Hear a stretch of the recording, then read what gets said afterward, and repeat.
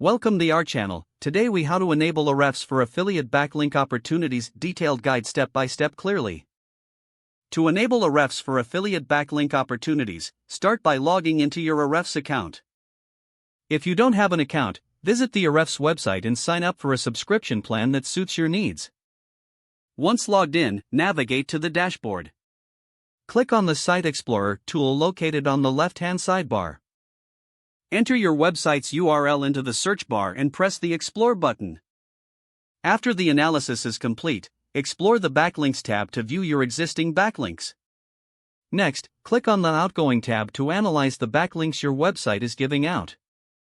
To find affiliate backlink opportunities, return to the Site Explorer and enter competitor URLs in the search bar.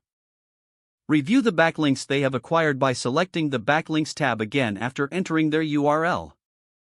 Sort the list of backlinks by the domain rating to identify high-quality links.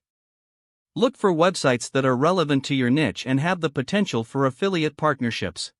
Use filters to narrow down your search by link type or language if needed. Click on the individual backlinks to gather insights about the linking pages. Take note of the contact information provided on these websites. If no contact information is available, consider reaching out through social media or a contact form. Craft a personalized outreach email, introducing yourself and your affiliate offer. Highlight the benefits of the partnership for both parties. Follow up if you don't receive a response within a week. Once you establish connections, monitor any new backlinks generated from your outreach. Continuously use Ahrefs to track your backlinks and evaluate their performance. Adjust your strategy based on the results and explore new competitor URLs regularly. This consistent approach will help you uncover valuable affiliate backlink opportunities through Ahrefs. If the page does not load, refresh the browser or try again in a private or incognito window.